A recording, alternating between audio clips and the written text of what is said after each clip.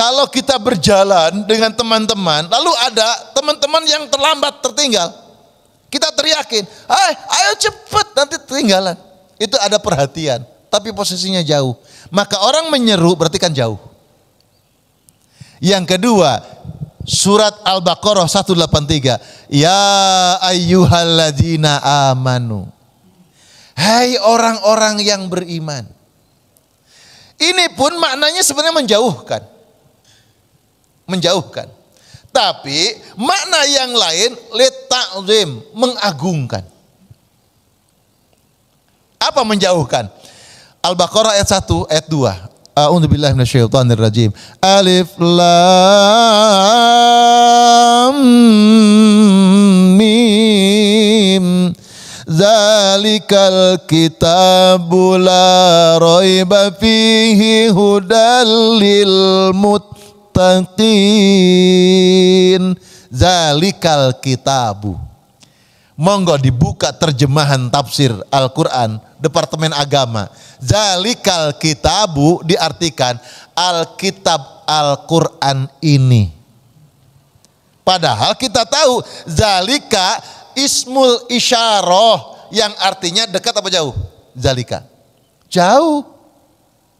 Kalau dekat haza.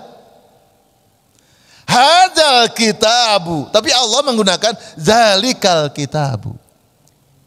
Bukan berarti Alkitab Al-Quran jauh, tapi Allah memuliakan dengan Quran Alkitab ini. Kalaupun jauh maknanya, tapi ini memuliakan seperti orang yang ngambil air di sumur. Dalam memang, tapi jauh jaraknya memang kita ulur tali yang panjang untuk mendapatkan airnya. Maka Quran itu akan menjadi sesuatu yang jauh bila kita abaikan, bila kita tidak perhatikan. Maka perhatikan, bacalah Al-Quran, pelajari maknanya, amalkan isinya, pesannya. Maka dia adalah bukti Allah mengagungkan kepada kitab itu. Bapak Ibu, maknanya jauh, contoh orang berdoa. Kan ada makna man tawadha'a rafa'ahullah. Siapa orang yang tawadu, yang rendah hatinya, jiwanya di hadapan Allah, esensinya, konsekuensinya Allah akan memuliakan, mengangkat derajatnya. Kalau kita berdoa, ya Rabb kami, sesungguhnya kami bersimpuh di hadapan-Mu, kami adalah hamba yang lemah, di hadapan Zat yang maha kuat. Itu kan berjarak. Ya Rob, kami adalah hamba-Mu yang hina, yang kotor, bergelimang dengan noda dan dosa, bersimpuh di hadapan-Mu Zat yang maha suci. Ya Rob, kami adalah hamba-Mu yang miskin, yang butuh di hadapan Zat yang maha kaya lagi mengkayakan. Ya Ghaniyul Mughni. Itu berjarak. Berjarak seorang hamba berdoa kepada Allah berarti si hamba sedang mengagungkan Allah. Di sisi yang lain dia menghinakan dirinya. Esensinya apa? Man tawadha'a rafa'ahullah. Orang kalau rendah hati di hadapan Allah, Allah akan memuliakan. Orang dihina itu sakit apa enggak? Sakit, Pak. Pengennya balas atau balas? Pengen balas, Pak. Padahal kalau dia tahu itu adalah hadiah dari Allah dengan cara yang lain. Makanya Allah di antara doa yang mustajabah selain doa ketika di bulan Ramadan. Di Ramadan itu bulan yang doanya naik ke langit, Pak. Banyak-banyak doa di bulan Ramadan. Selain doa di bulan Ramadan, doanya orang yang teraniaya, doanya orang yang tersakiti, doanya orang yang direndahkan. Makanya kalau kita sedang disakiti orang, direndahkan orang, itu saat mustajabah. Tapi bukan untuk balas dendam. Doanya doa no balas dendam. Ya Allah, entekno wong iku. Jangan.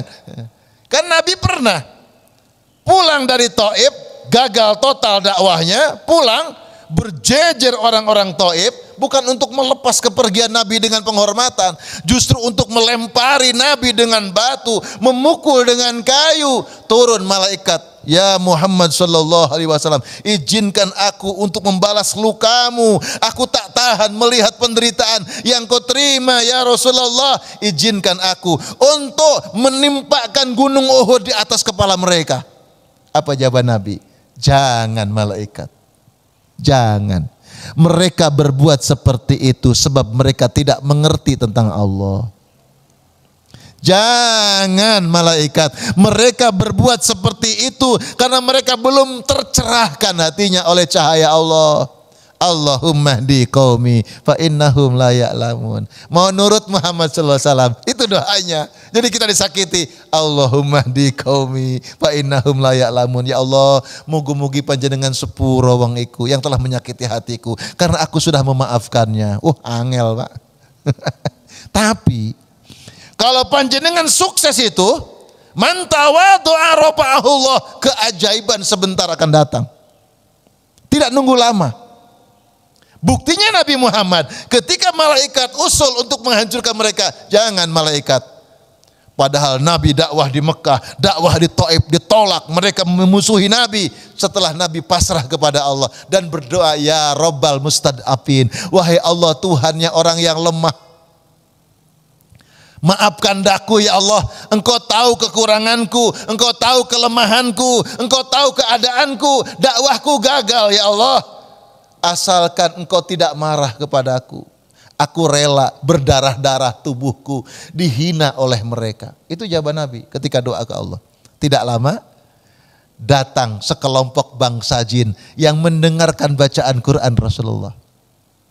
Kata mereka, inna Qur'anan ajaba. Sungguh Quran yang dibawa oleh Muhammad sallallahu alaihi wasallam sangat menakjubkan. Lalu sekelompok bangsa jin masuk Islam.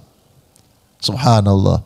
Manusia, orang-orang besar melihat Nabi, mendengar petuah Nabi, dakwah Nabi, mereka menolak. Tapi bangsa jin yang tidak ditampakkan matanya oleh kepada kita, tapi Rasulullah mendengar dan tahu mereka datang kepada Rasulullah, lalu mereka masuk Islam, penghiburan dari Allah datang.